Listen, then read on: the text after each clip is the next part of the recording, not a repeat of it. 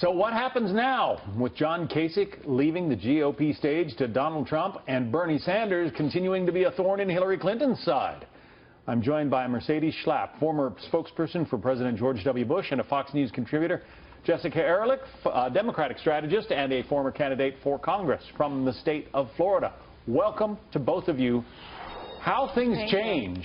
It was less than 18 hours ago that the Kasich campaign put this post on Facebook to supporters. It was titled, "What's Next?" And it reads, "Tonight's results," meaning the Indiana results from last night, "are not going to alter Governor Kasich's campaign plans. Our strategy has been and continues to be one that involves winning the nomination at an open convention.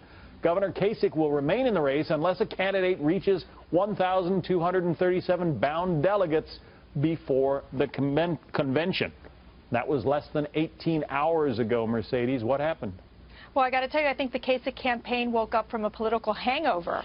I think for the most part, Kasich realized in his team that Donald Trump has the momentum, especially in the next coming states with West Virginia, New Jersey, California, to reach that magical number of 1,237. And the other thing is that when you had the RNC Chairman Reince Priebus come out, tweet last night that Donald Trump would be the preemptive nominee, that was sending a very strong signal to the Kasich campaign. One of the points that he went on to argue in that campaign email was that he polled the best against Hillary Clinton. And when you look at the numbers, according to the latest Real Clear Politics hypothetical matchup between Kasich and Clinton, she gets 41%, he gets 48%.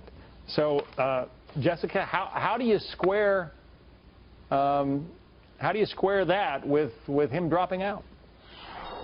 Well, I think really, Mercedes sort of hit the nail on the head. I think Reince Priebus came out and said, look, we want to avoid a contested convention pretty much, and Trump is likely going to get to 1237. And that was sort of the caveat that the Kasich folks put in last night as well. If somebody gets to 1237, their only quote-unquote path was to have an open convention. The party has pretty much made it clear that that's not going to be the case, and it seems like, unless they could get resources and everyone could really coalesce behind him, but that seems to be something we've seen, this entire primary season and political season so far, is this difficulty, even with the Kasich Cruz folks, when they tried to do the little pact in Indiana, there's just a lack of cohesion and coming together and sort of getting behind each other and saying, no, this is what we're going to do. And Trump has taken full advantage of that at every turn. Well, talk about, lack of cohesion, Jessica. I want to stay with you for this next number.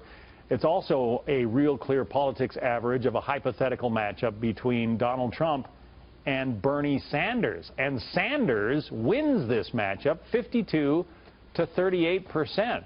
But it doesn't appear that Bernie Sanders is on track to be the Democratic nominee, Jessica. No, I mean, he's definitely not at this point. And, his folks admit that he's got, if anything, a very, very narrow path. The numbers just aren't in his favor. Even though he won Indiana last night, he still splits those delegates half and half with Hillary. And I think, it's interesting because most of the folks you talk to really that are Bernie Sanders supporters, I know there's been a lot of talk of, oh, those people are going to stay home. But their bigger concern is Donald Trump. And if Donald Trump is on the other side, they are going to absolutely come out. And it's not the only reason, but for sure it will motivate them because their biggest fear is having Donald Trump as president. So well, I think we're going to see just incredible turnouts this election season. But Mercedes, Trump has also excited a bunch of people, call them the Reagan Democrats or whomever you want, but he has excited a bunch of people who traditionally have not voted Republican. That's right, and there's much enthusiasm in the Republican Party this particular primary season. But with that being said, for Donald Trump, he does really attract that blue-collar Reagan Democrat to come out and vote for him. But he will need to broaden that base, and that will include reaching out to the college-educated, making sure he's able to bring in women voters. This is areas where he has been weak, and I do believe, based on how he's building out his campaign structure with the individuals he's bringing in. I think that he could, in essence, and if he sticks to the right economic message, national security message, I think he could court those voters on his side, because Hillary Clinton, at the end of the day, is incredibly unlikable. They're both unlikable, but she does have a lot of negatives as well. Two unlikable candidates. Okay. Jessica, let me ask you this. You're the Democratic strategist here. You know, Donald Trump started out with very high negative numbers among Republicans, and looky where we are today. He is about to become the Republican nominee. Democrats have said, oh, he'll never get elected, but he has really turned the numbers around on the Republican side. Are you fearful that he can do the same thing in the general election?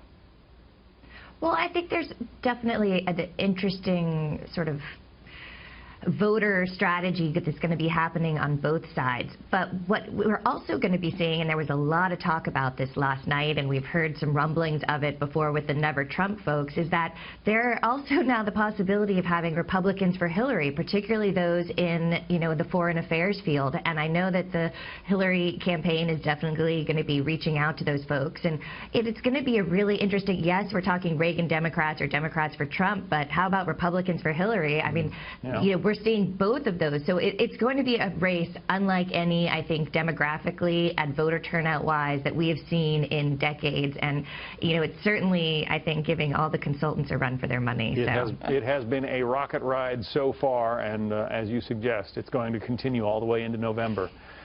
All right. Mercedes Schlapp, Jessica Ehrlich, thank you both. Thank you. Thank you.